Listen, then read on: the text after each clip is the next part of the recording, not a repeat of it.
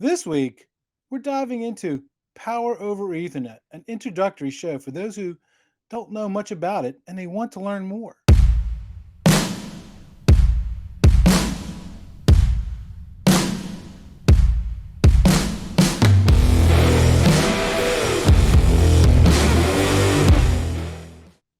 Welcome to the show where we tackle the tough questions submitted by installers, estimators, project managers, ICT personnel, and even customers. We are connecting at the human level so that we can connect the world.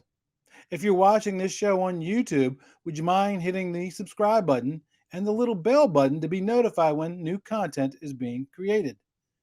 If you're listening to us on one of the audio podcast platforms, would you mind giving us a 5-star rating? And if the show's not a 5-star rated show, let me know what I can do to make this a 5-star rated show. Those couple little steps helps us take on the algorithm, which helps us educate, encourage, and enrich the lives of the people in the ICT industry. Thursday night, 6 p.m. Eastern Standard Time. What are you doing? I do a live stream on TikTok, Facebook, LinkedIn, YouTube, and if I could ever figure out the RTMP stuff, Instagram. And where you get to ask your favorite RCDD questions about installation, design, certification, estimation, project management, even career path questions. But I can hang up, but Chuck, I'm driving my truck at 7 p.m. I can't watch a video while I'm driving the truck. I'll get in an accident. Gotcha. They're recorded. And you can go and watch them at letstalkcabling.com or whatever social platform it was broadcast on. They are recorded. And finally, while this show is free and it will always remain free, if you find value in this content and you'd like to help support this platform, click on the QR code right there. You can buy me a cup of coffee. You can schedule a 15-minute one-on-one Zoom call with me, after hours, of course. Or you can even go to our Amazon link page and get stuff through that as well. As I mentioned, power over Ethernet. It's not nothing new, but it's new to some people. And if you listen to the show for more than one episode, you've heard me say, man, there's so much new, interesting stuff coming down the pike that I'm almost sad that I'm at the end of my career.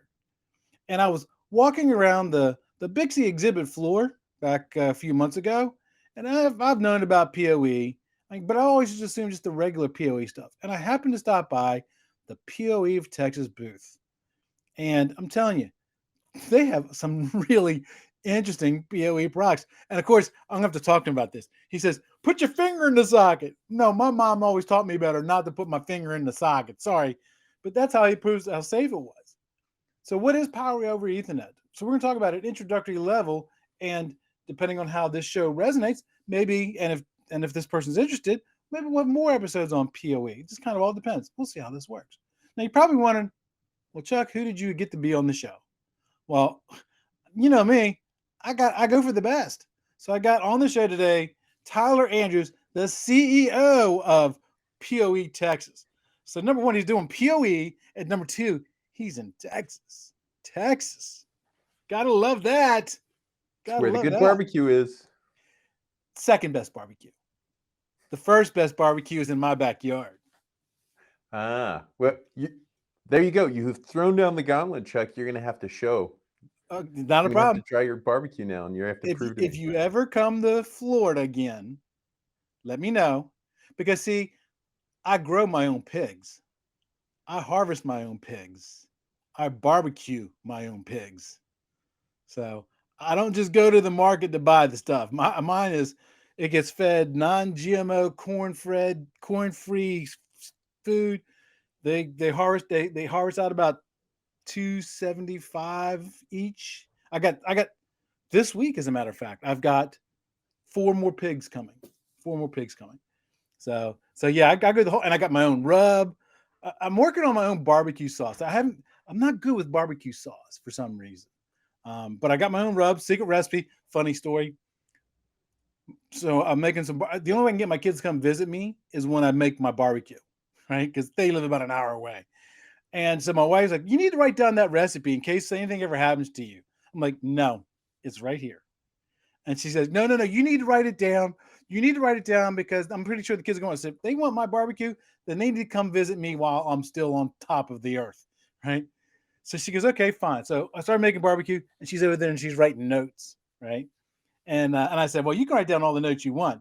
That's only half the recipe. That's only half the recipe. And it's funny because we put a thing on Facebook to our friends. I said, my wife wants my super secret dry rub recipe. Should I give it to her? And you'd be surprised the number of, let's say, enthusiastic responses to that. Some said, some were really enthusiastic, yes. Some were really enthusiastic, said no. But there were some people in my camp, so it made me feel good. Made me feel good. So, but Texas does have some good barbecue. It absolutely Yes. has some good barbecue. You Oh, guys have. yes. I'll give you this. Texas has the best beef brisket. The best beef brisket. Hands down. No, no. I forget where are you located in Texas? In Austin? Oh, there you go. There you go. That makes sense. That makes sense because I ate at a barbecue place in Austin when I was teaching there one time. I wish I could remember the name of the place, but I was like, I'm coming back to this place. I'm coming back to Austin again. I'll know it if I see it, but for life of me, I can't remember what it was. But I was like, that's the best beef brisket I had. You know, my favorite is kind of, I love pork. I like the Memphis style kind of barbecue kind of stuff. Um, but Memphis is not really known for beef brisket though. I mean, they do beef brisket, but it's not the same as Texas. Just not the same. So I'm assuming you're a barbecue aficionado. I am. I eat it and I cook it. So Nice. I'll throw a challenge out for you. Okay. I did a boar shoulder. So got some wild boar, did a boar shoulder like a Boston butt, and it was a unique and fantastic experience. So if you like to smoke pork, get your hands on some wild boar and do it. It's a little leaner than your standard pork, and it has a Right. slightly beefier flavor. Okay. Nice. Nice.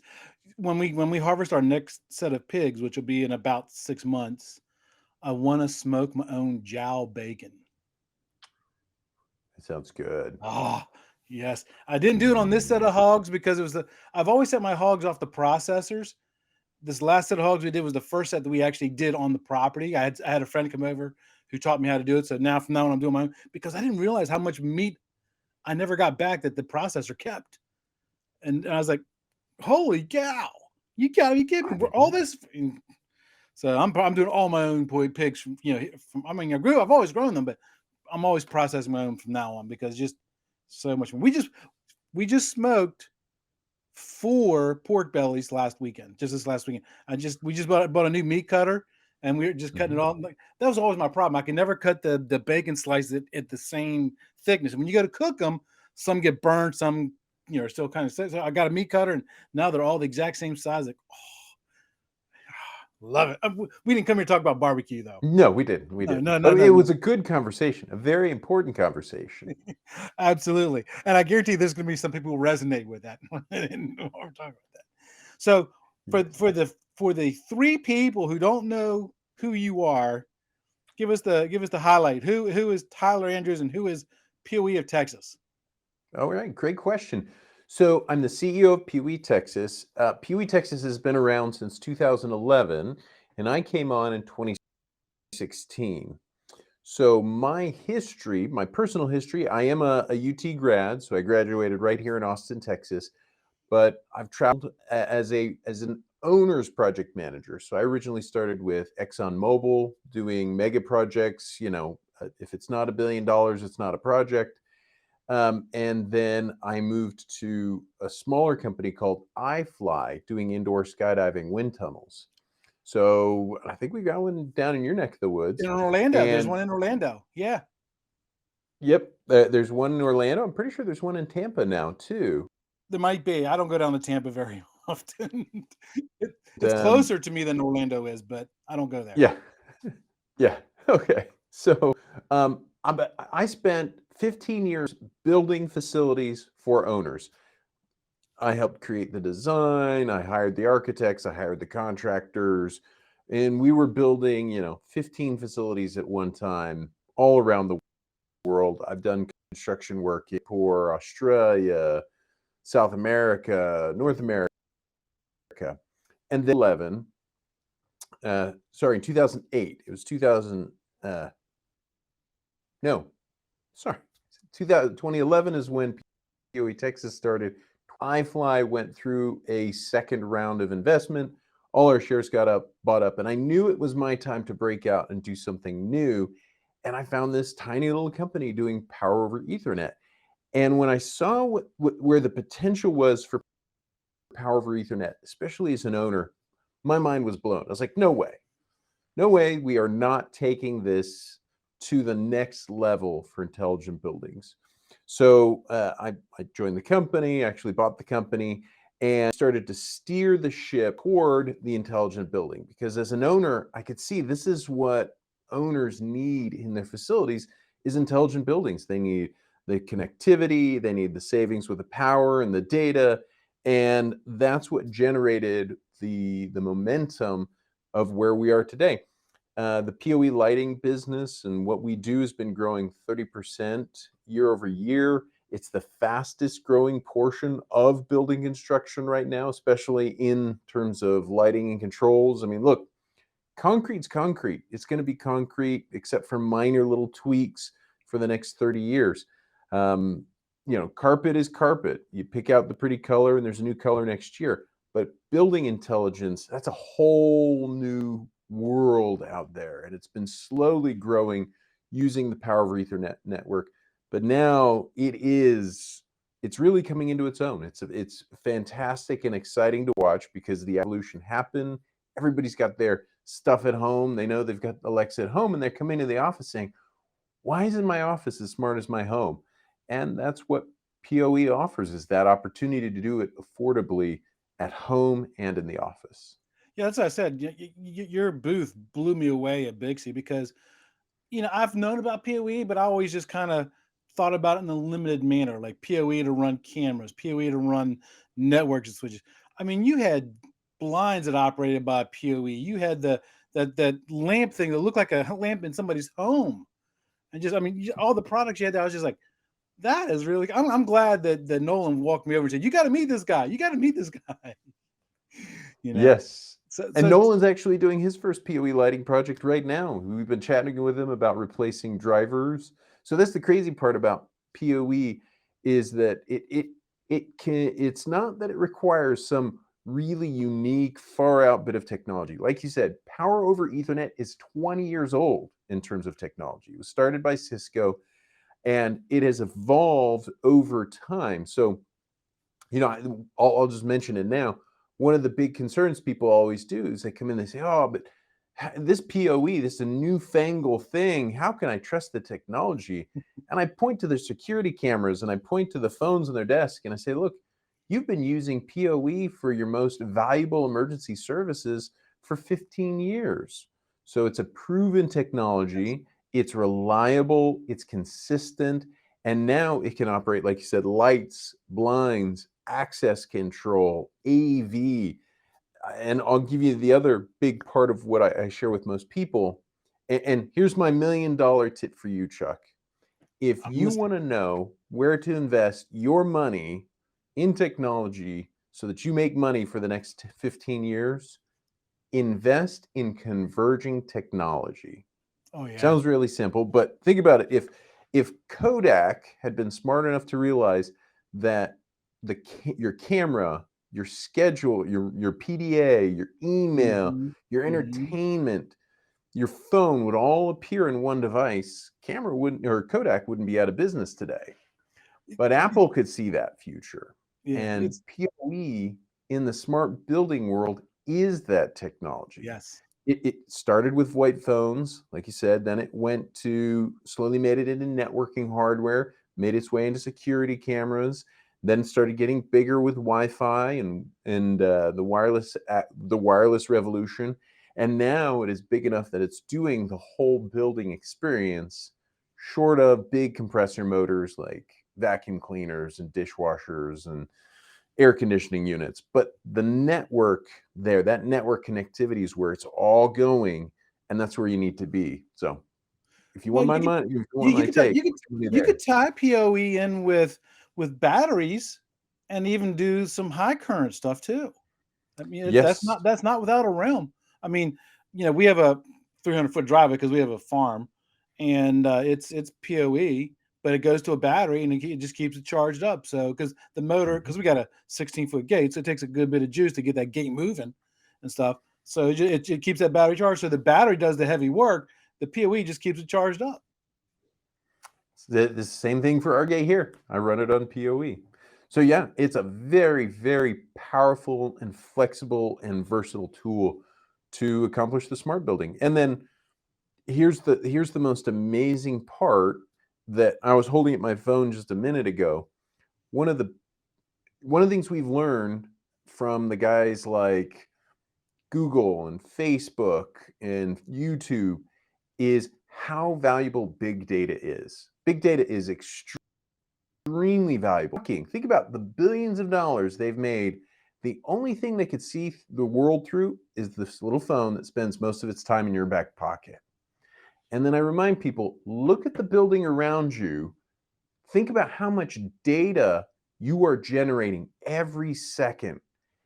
And each little data point may be worth a fraction of a penny, but we are wasting, as a society, we're wasting trillions of dollars in valuable data because we just can't be bothered to capture it. And what PoE does is, because it's saving you so much money by putting in one cable and doing the power and the data, now it makes it affordable enough that you can gather, collect, log, and own that data for your facility.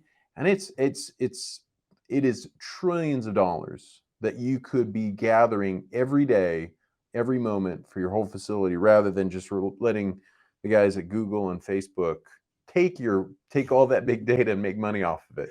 Exactly. So this show is really geared towards the people who might have heard of PoE. PoE might be that kind of like the Wizard of Oz. Pay no attention to the guy behind the curtain, and they've heard of it and they're kind of interested in it. So this show is about pulling back that curtain, so those kind of people can learn more about it and maybe interest them into being the next installers, next designers, stuff like that. So first question, let's start off with, what is PoE? That's a great question. So simply put, Power over Ethernet is taking the data cable and overlaying power onto it. It doesn't replace the data, but what you do is you actually combine the power and data on that network cable and you send it down to the end of your Ethernet cable. So a couple things you need to know about PoE. It does live in the world of Ethernet, which means it can only go 330 feet on Cat6 cable, or Cat5 or Cat6 cable. And it is a DC power source. We're not running AC power, it's DC, so it's class 2 inherently safe. And like you said, it's safe enough you could stick your finger in that Ethernet socket or in a light socket that is running, and you won't even feel it.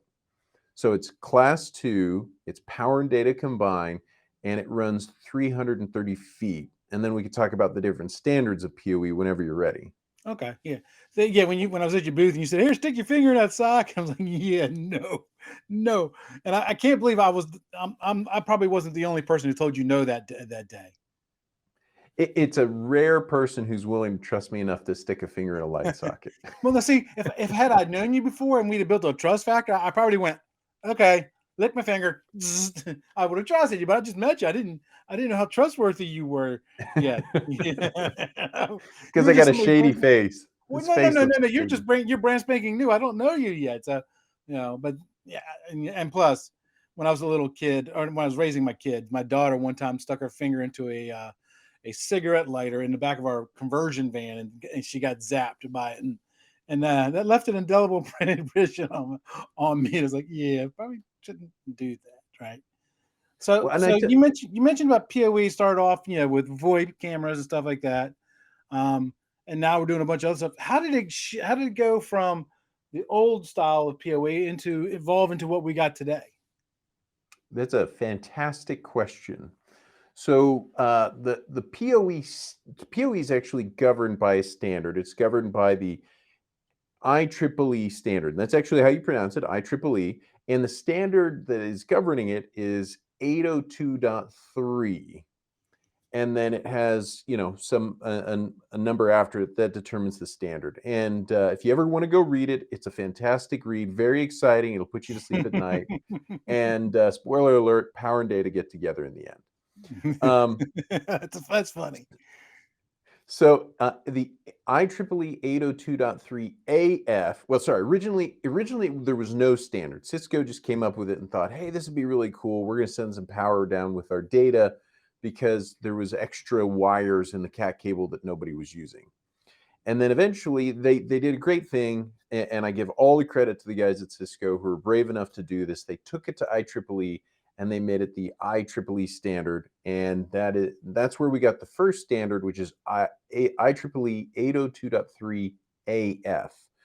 And that standard really allowed you to pass 12 watts of power down the network cable.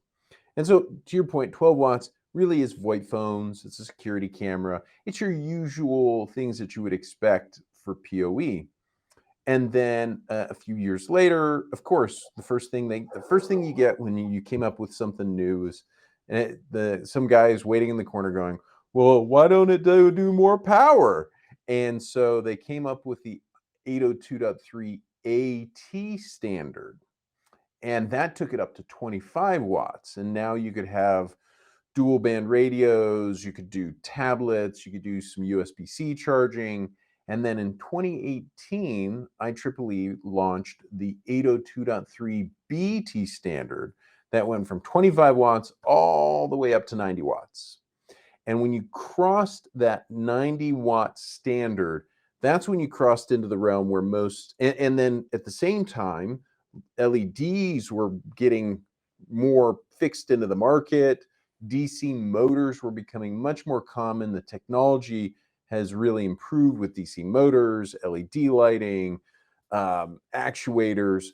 All of a sudden, you cross that line where the technology for the power sourcing equipment, the PoE, has gone up, and the power requirements and the have all come down. And it was about 2019 that we really crossed that line where it made perfect financial sense. It made great technical sense to use PoE for most of the stuff you'll find in your building. So, PoE, you mentioned that they're running that current over the unused pairs. In today's environment with 40 gig, we're using all four pairs. Can you do PoE on, even though the data is on all four pairs? Yes, and that's a great question. It used to be back in the year 2000 that you would use just the mode A for data at 100 megabits per second, and the mode B would carry the power. But now PoE actually uses transformers so that you create a carrier signal. So you take your PoE. So imagine if you were looking at your data line, it's doing a little plus or minus 2.5 volt data communication signal. What PoE does with these transformers, it just steps it up. So it's actually running at 48 volts plus or minus 2.5 volts for the data signal. And then when it gets to the other end, it pulls it off and separates that little data signal from the power. So your PoE right now can run on all 8 pairs along with the data, doesn't interrupt the data, doesn't slow it down. It all works together seamlessly on that cable. So I know the difference between AC and DC current, and I know that PoE is DC. Why is it not interfering with the data signal? That's a great question, because DC power doesn't create the electromagnetic radiation that AC power does. So, um, uh, electromagnetic radiation, well, there are a couple reasons that it doesn't mess with electronics. First of all, it's not necessarily that AC, it is and it isn't. There's one component where the AC power, that most AC power you're used to seeing, is running at either 120 volts or some 200 volts or above. And what that would do is, if you look inside your electronic device with a chip, you've got microns of different distance between the pathways for the power that you're using to run your chips. And at 120 volts, it would jump between those two pathways and fry your components. So first of all, you have to get down below the 120 volts, which is why PoE gets you down to that 48 to 56 volts. And then when you get into the electronics, it goes down even further. And then the other reason is DC. When you have DC power, as long as it's running straight, doesn't create the electromagnetic waves that AC power create, which is why you have to have shielding on the outside of your network cables to protect it from your electromagnetic pulses from big like motor or electrical waves just blowing through and interfering with that little 2.5 plus or minus 2.5 volt data signal. Very cool. Very cool. So you were talking about the 802.3 standards, the AF and the BT and all that stuff. I'm assuming you were talking. Is that what they call PoE, PoE plus, PoE plus plus? Yes, and you have to be really careful, Chuck. If I'm being honest, the term PoE. If you just saw the term written by itself, PoE, and nothing after it, it typically refers to 802.3 AF PoE. You're right. If you see PoE plus, it typically refers to the 802.3 AT standard. But unfortunately, the BT standard, it's gotten some brand issues. You hear PoE plus plus, you'll hear Ultra PoE, you'll hear 4-pair PoE. Those all refer to BT. It was problem is there are a few companies who had made PoE 60 and 80 watt PoE before the standard came out. And so they kept a lot of their branding, but the actual term is 802.3 BT. Our industry is good at doing that. It really Yeah. is. Because I don't know how long actually, you do know how long you've been in this industry, but remember we had Cat 5e and then Cat 5 Big E, right? It was all marketing, all Yep. marketing.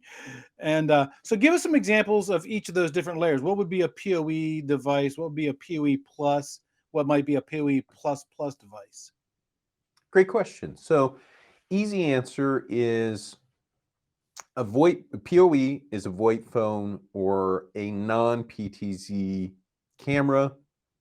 And then in our world, we also support tablets. So any tablet under about 11 inches, all those would fall under the PoE standard, which is 12 watts.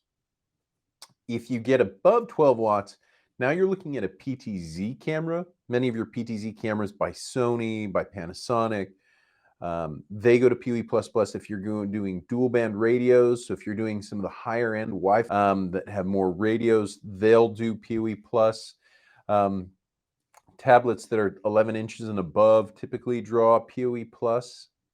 And then when you get up to the PoE plus plus is when you get into the building automation. That's where you're doing lighting. That's where you're doing shades. You're doing PCs, like full-on PCs of tablets. You're doing, let's see, you're doing, and then some of the really high-end PTZ cameras, like production-grade cameras and AV equipment gets into the PoE plus plus realm. So some security cameras in some parts of the country also have heating elements to keep the cameras from getting fogged up. Would that put it in the higher range for PoE? Yes. Yeah, Yep, that's when you're getting plus. yeah, that's what I thought. That's what I thought. So let's talk about PoE from a technician's perspective, right? There's a technician out in the field who's pulling some cables and stuff. What are some good installation guidelines that they should follow if they know that the cable they're pulling is going to be for PoE? So that's a great question. Definitely check the BICSI standards for your bundling. And the BICSI standards and the RCDD standards are really good on this, Chuck, and you would probably know more than I do on that. But interestingly enough, you want to bundle less. You don't want to have, I know it's, that you look, everybody loves sending out the pictures on the Low Voltage Nation group where they're like, oh, this big bundle, all neatly run, all bends and turns. But with PoE, and especially as you get up to the PoE Plus and the PoE Plus Plus, those bigger bundles mean that one cable right in the middle starts to cook because it doesn't have as much ability to disperse the power.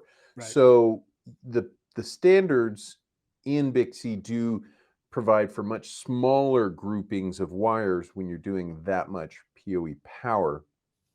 And then you also need to be more careful. You have to be even more careful about your distance, because if you start running over that 100 meters or 330 feet, you're going to see some voltage drop. We actually sell a PoE tester that helps people see voltage drop. And the interesting thing, as a technician, that you'll want to know is the problem doesn't appear until after the device is in service, and you may not be there anymore. Of course not. Of course not. Yep, because what ends up happening is you plug it into the switch, you go plug it into the end device, it powers on, and then you walk away. And what happens is then they finally start to load the device, like a Wi-Fi access point. We've seen this happen many times before. Wi-Fi access point starts ratcheting up on demand and load, and then all of a sudden it drops out with no explanation, no cause. It drops out the power. And what ends up happening is the device is drawing so much power, and if the cable run was too long, voltage drop that's too high, meaning the power at the other end gets too low to actually run the device, and it shuts it off. But you wouldn't know that the day you install it. It looks great. It's all built in. But that would be something that you could miss. And then making sure you're using good practices and terminating your cables. That's you guys know that. I can't preach to the choir better than what you would say on it. Well, you bring up several good points. I'm actually writing notes. So the bundle sizes, right? A good bundle size is 24. But this is one of those gray areas that causes us lots of conflict, because PoE falls under Article 725. And there's a table called 725-144, which talks about bundle sizes, and you have to know how many amps per pair and all that other fun stuff. That's a whole different conversation for an electrical engineer. I'm not going to get in that conversation today. But it says on that table that if you use -LP cabling, then that table doesn't apply to you. So that creates confusion amongst the people out in the field doing the installs, because they'll see that and go, "Oh, well, I can do bigger bundles than 24. Why am I listening to 24?" And you hit the nail right on the head. Is the internal heat, from that bundle, the cables in the middle get warmed up, and heat is an adversary for signal. It attenuates it. It absolutely attenuates it. And I had a guy tell me one time, we were talking about a job that he dressed, and I told him, I said, 24 is a perfect bundle size, because it helps you with PoE, and it helps you dress your cables so the patch panel's pretty instead of doing bigger bundles, right? And he goes, "Well, I prefer to do 48 or even larger." He says, especially if I don't know there's going to be PoE on. I'm like, well, today they're not going to have PoE. But how do you know a year from today? How do you know that? You don't. You just don't. And so, because you do a lot of PoE stuff, and this is a question every single time I teach a class, I always ask this question for people in the field. And I get about a 50-50 response. But I want to hear your thoughts on it. So the mod end connectors, right? The RJ45s, APHC, little plastic things that people crimp on. We plug them into PoE devices. They're available in two major kinds. There's the traditional style, and then there's what they call the pass-through, the ones that actually go through the ends. And I'll be the first to admit, I have zero experience with the pass-through connectors. Although I have a crimper and I have some connectors, so I'm going to try it. I just haven't done it yet. That kind of scares me with PoE.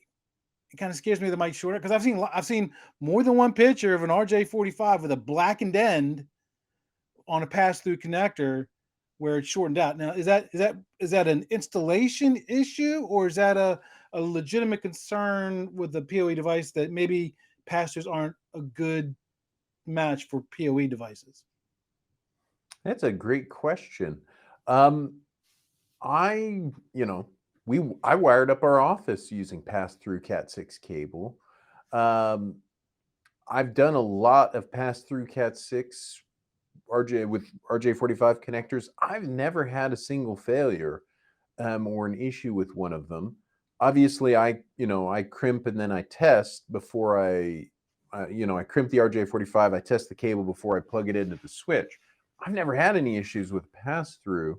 What I can tell you is the way PoE works is that it won't turn on until you connect a device to it that's PoE enabled. So as long as you're using one of the IEEE standards, what happens is until you actually plug in a device, and in that plug-in period, it's about it depends on the device. It's like a 3-second to sometimes the long ones are 10-second period after you plug it in. Then it sends a small 10-volt signal pulse down the wire and then gets a little current response back. And that's when it decides to turn on the power. So I wouldn't be, like I said, I've used pass-through for years with all of our PoE devices, not had a single failure from that. If I was going to tell you where I think that would probably be more of a problem is if you're getting too much side load on the cable, where the RJ45 inside the housing is almost getting pulled, and you do have those 8 little pins. I could see that RJ45 getting pulled over, that you would short the 2 pins together. So I would tell you rather than pass through being a concern, doing a tight turn, like where you're really putting a lot of side pressure on that RJ45 connector, that's probably a bigger concern in my mind than just the pass through, as long as you do it right. Yeah, like I said, I've asked easily 500 to 1,000 people that very same question, because I have 20 people in a class I teach a couple times a week, so I always ask that question, and it's about 50-50. And as you were talking, it kind of, a light bulb kind of went off. If you've got an APHC, known as the old RJ45s, if you plug in an RJ11 connector into it, it'll fit in there, but it's kind of like wobbly. But if you're not careful, sometimes it pushes the pins up, and sometimes those pins will come down on top of each other. So I'm thinking maybe that's what was causing the issue on those pictures that we saw. So again, it boils down to determination, right? So I guess a good pro tip here would be, if you're going to be plugging in a patch cord into, an RJ45 that is going to be PoE, just take a peek inside, make sure the pins are all seated in their grooves. Yes, we've had that come back. I don't know how this happened, but we had a customer tell us they bought a bunch of our PoE splitter adapters, and they said, oh, they're all broken, they're all shoddy, and they sent them all back, and we're not sure how it happened, but the little pins had jumped over and crossed, and all we had to do was stick a little screwdriver in there and pop the little pins back in order. And maybe that was it. They were playing with an RJ11, or maybe or it might be that they just had a improperly terminated cable that they were using, and it managed to flip that pin over. That's a much bigger risk in my mind than just having a well terminated pass through cable. And there's this tool called a banjo clip that technicians will use to get access to individual conductors or pairs in front of a faceplate, instead of having to take the faceplate off. And it's just they come in different shapes and sizes, but the most common one's a round one, and it's got 8 little contacts, or it can actually have 4 contacts, 6 contacts, or 8 contacts. And then it's got an RJ11 or an RJ45. So, but the majority of the time, they're RJ11s. So I'm thinking maybe on those scenarios, because very few people use RJ11 cords nowadays, except for phones. So maybe it was a banjo clip that they stuck in there to test something, and then that caused those pins to kind of cross over. Now when you plug the patch cord with the PO on, problem. Imagine that.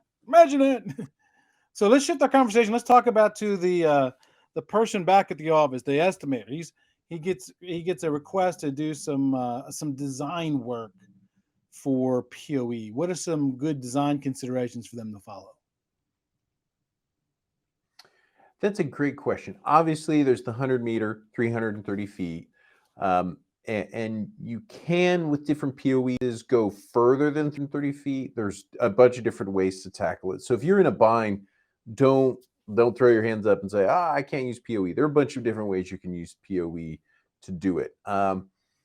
If I'm doing a PoE lighting and automation project, my biggest tip would be to have the estimator get the floor plans and send them to us. Most of the lighting and automation manufacturers know this is not something you do every day. So we'd say, send us the design and we'll turn around a design and give back to you with details on how we would recommend you do it. And you can obviously learn it. It's not that complicated. You just have to understand what you're doing. The biggest problem is just not understanding, like not knowing all the options and the opportunities. And then and part of that I think is really the big thing that most designers may have never done before, but is extremely valuable when you're getting into the higher PoE standards or just doing a lot of PoE, doing a PoE power schedule. Not many people realize this. Your typical off-the-shelf PoE switch. Let's take we sell an 8-port switch. We have an 8-port PoE switch. It does PoE plus, but it only has 120 watts. And that means if I did on all 8 ports, it would cause the switch not to work right. So, and it's a competitive thing. We have to have it because we're selling up against, a dozen other guys who do the same thing. Yeah. Now, we do actually have some other products that are full power every port. It's one of the things we specialize in, and people come to us for that. But what that means is, as you're doing your design, you really should be considering a PoE, basically what it turns out to is a port power schedule, so that you're calculating how much power each port is using, and then what your overage, like if you have any budget left over, and then how many switches and ports you need to populate that. It's a newer thing. Especially if you're doing more power, that makes a big difference. It used to be, I plug in a VoIP phone, it had 12 watts of power is PoE, but the phone or the camera is drawing 4 to 5 watts. You could overload that thing, never have a problem. But if you're doing some of the higher power stuff now, you could potentially overrun your power budget. So do a power schedule, do a rack and stack schedule. That's another part of designs that are changing. You have to give more room in the rack. You can't, we've seen people just stack switch after switch after switch in the rack, and then they basically turn into a hot box or an oven because there's not enough room to ventilate around the devices. So you want to make sure you're spacing your devices out so they can get good airflow around them. So power schedule, airflow, and then determining whether you need, this is typically done in specifications, but how you want the termination at the other end. Because you end at a little patch box or a keystone connector, or do you want to have the RJ45 crimped on and going right into the end device? You just need to think through those alternatives as you're specifying. And I'll end on one other point that everybody wants to know, is PoE Cat 5, Cat 5e, Cat 6, Cat 7, Cat 8? What do you need? What I can tell you is that if you're doing anything up to PoE plus, Cat 5 and Cat 5e are fine. They handle the power and the data just fine. If you're going up to the 90 watts, you need to look for a 23 gauge conductor cable. You can do Cat 5e at 24 gauge.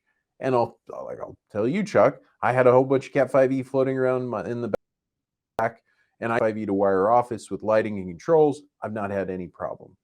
But if I'm doing a nice new project, I'll typically either get a Cat 5e that is 23 gauge. I know guys like Superior Essex do it. I know CommScope does it.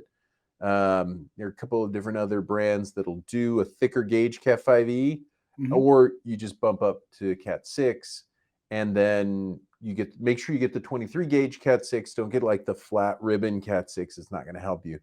And at that point, most people have totally happy with Cat 6. Most people want Cat 6 anyway. You don't need Cat 6A though for PoE. You may have other needs why you need Cat 6A, but PoE doesn't require it. It does the Cat 6 well. And I've never seen anybody making the decision to go to Cat 7 just based on PoE demands. Yeah, Cat 7 is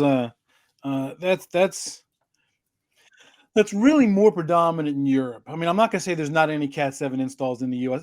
The most places you'll see Cat 7 installed in the US, people doing TikTok videos doing network cabling in their house. Oh my God, Cat 7 in my house. Cat 7, Cat 7. Because, all they know is the higher the number, the better. It's like guys with their barbecue, right? My barbecue is better than your barbecue. We're very competitive by nature.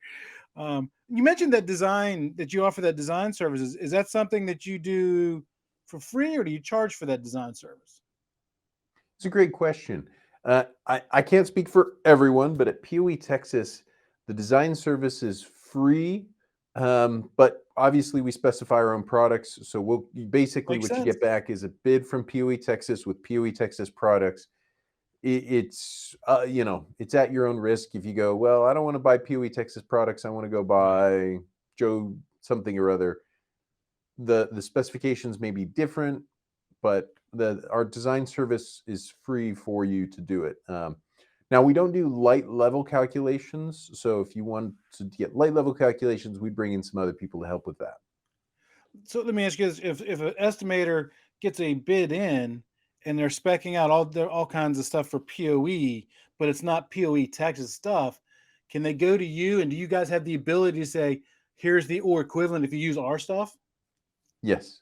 Okay, okay, Yeah, we're happy that's to do the or equivalent. And if you want, if you're doing calculations, but just based on, hey, I want to know the power load, we also offer a PoE calculator. It's in the App Store. It's on our website. It's applicable to anyone. It's not like brand specific. It'll align based on how much power your draw you're taking. We even have a calculator for just DC cable. So if you wanted to see what your power loss is on DC cable over certain lengths, it's any manufacturer. But of course, at the end, we'll tell you which of our products would fit best for the application. I'm downloading them apps as soon as I get off the phone with you. I'm downloading them. I love apps. Go for it. You mentioned a few minutes ago about you did have options to go past that 328 feet. That made me think. Were you talking about game changer cable? Is that what you were talking about? That's a great question. So, no, actually, game changer, fantastic. If you want to use it and you've had great experiences, I've never game changer. What I'm talking about is a little toy I've got sitting here. We call them extenders. So, for example, this device here accepts PoE in the back, and then it relays it out PoE power and data out the front. And so you could do 330 feet into this and then 330. And it's not the data, but sorry, it's not the power that actually runs out with the power over Ethernet, it's the data. Okay. So you can also use PoE to run an extender, and it's just a little box. You just plug in PoE into one end, and it sends PoE power and data out the other end, and it extends it 330 feet. And then there are certain switches. If you can accept a lower data rate, there are different switches where you can flip a switch and it'll extend it, 500 meters up, big long runs, but you only get 10 meg. You don't get that nice gigabit throughput or 100 megabits per second. But it depends on the application, what you're trying to do. But you can use these extenders to extend the distance. You can use the cable. You can use the switches. There's a whole bunch of ways you can do it. So don't get stuck on 100 meters, 330 feet. That's it. There's nothing beyond that. But you do have to think about it. Got there's additional hurdles you got to clear if you want to go past that 328. Okay, Mm-hmm. that makes sense. So, where can somebody get training on PoE if they were interested? Well, the Big C conferences are fantastic. So I recommend the Big C conferences. You'll learn a lot. What we also do is at PoE Texas, we have our YouTube channel. So you can hit our YouTube channel. We do trainings regularly. We show products. We do trainings, how to wire things up, how to use our different tools and equipment. So I do recommend our YouTube channel. And then I'll put a plug in here for the PoE Consortium. The PoE Consortium is a group of like-minded PoE lighting and automation manufacturers who have all come together to really focus on Power Ethernet. And I happen to be the training committee chair, and we're building out trainings to help train the industry. What is PoE?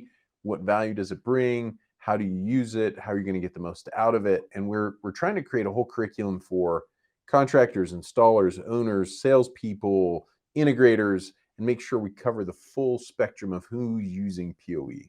Oh, that sounds cool. Mhm. Any idea when stuff like that stuff will start getting kind of published? Our first training, my goal is to have it out by Q2 this year. Nice, nice, nice. Online, virtual. How's it going to be delivered? Great question. We're going to do it online. So we want to the intent is we're going to make all of our content and all of our trainings free to access. And then you would only pay if you needed to get a license. Like if you wanted to get the PoE accredited installer stamp, you would Gotcha. just pay for the stamp. But we want to make the trainings free and readily available so everybody can have access to them. Everybody can get better because we want to see the whole industry grow. And then we're going to be talking to owners and saying, hey, you should be asking for a PoE Consortium certified or accredited installer. That way, you know you're getting somebody who's done the training and demonstrated they know how to use it. Well, when that gets published, I'm gonna have you back on so we can talk about that training and get it out there. That sounds cool. I like training. I love training. And we'll train you. We'll get Chuck. Chuck will be out there doing the training for us. So since you're involved with all this stuff, what's new on the horizon for PoE? So you're plugged into the consortium and stuff. You got to have kind of long distance view. What's the 5-year plan, the 10-year plan? That's a great question. So the 5-year, 10-year plan, we want to continue to open that door for convergence and letting new things come on. So I think that's going to be the most exciting part is you're going to see the most interesting stuff now become available on the Power over Ethernet network. We've seen gunshot detection, access control, like the different features of access control, like being able to use the camera as an occupancy detector that is way smarter than just an infrared, an IR sensor that's Right, just picking beam. up Yeah. motion. I mean, you could have now you could have your building respond because it sees a face or human or a car and it knows the difference and can respond differently. You're going to see, we've seen cool stuff like Bluetooth presence detection, locating beacons, path wayfinding. So the future for what all is going to be happening is really happening in PoE. It's really on the cutting edge, and seeing what new applications and what you can do.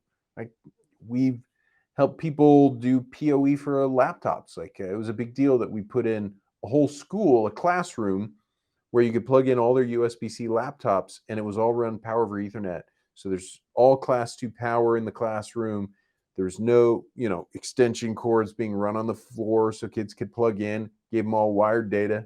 It's really exciting stuff. So keep an eye out for it. Is PoE as the technology going to change dramatically over the next 5 to 10 years?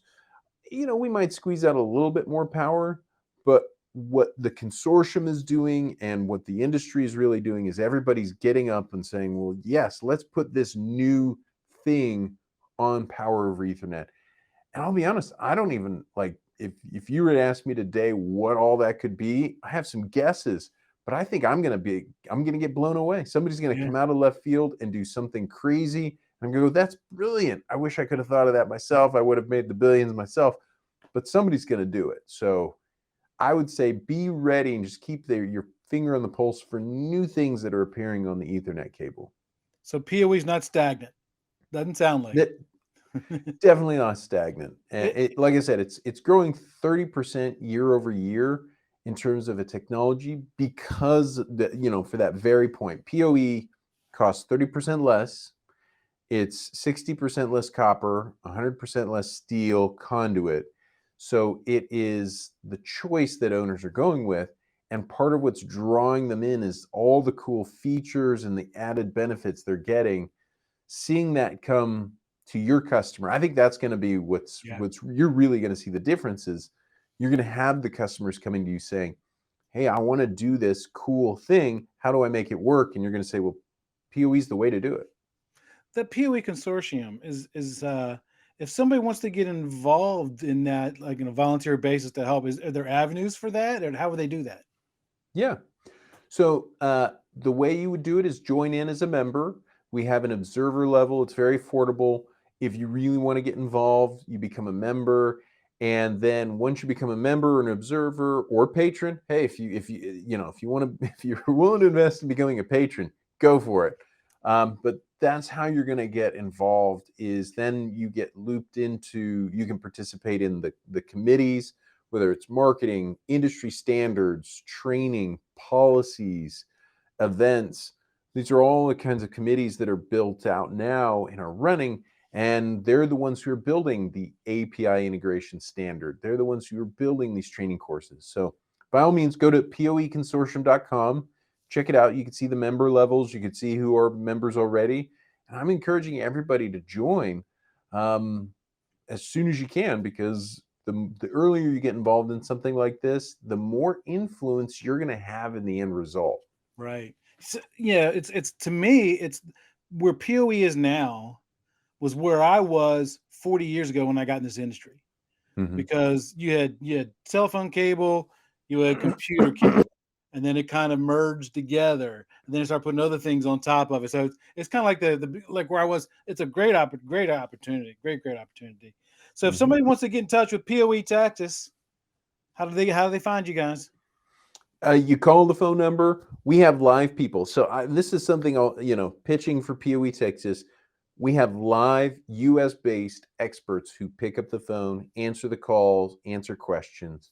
If we're not answering within an hour, I hear about it.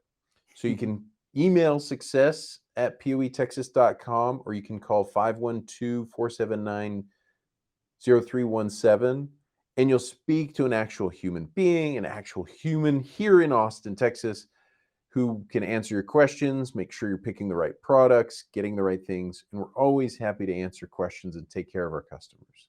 And I put all that information in the link below too, and I also put the link in for the PoE Consortium. And like I said, if you impress Nolan, that's not easy to do.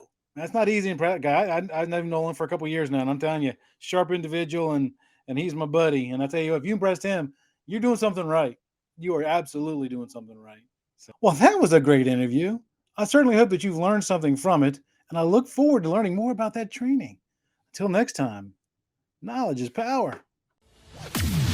That's it for this episode of today's podcast. We hope you were able to learn something. Make sure to subscribe so you don't miss out on future content. Also, leave a rating so we can help even more people learn about telecommunications. Until next time, be safe.